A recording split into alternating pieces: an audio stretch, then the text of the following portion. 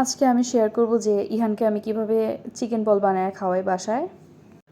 আমি এখানে মুরগির বুকের অংশ সাথে একটু আদা রসুন বাটা 2 টেবিল চামচ লবণ দিয়ে মিক্স করে রেখে দিয়েছিলাম।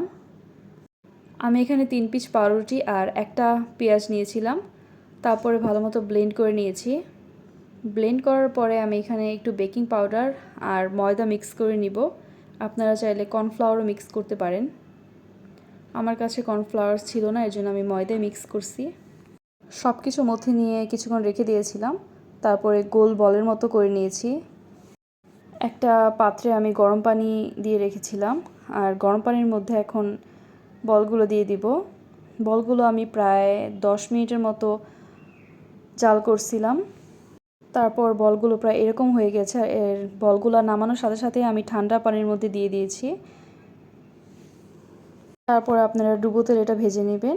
আর এই যে আমি আমার বাবুকে খেতে দিয়ে দিলাম।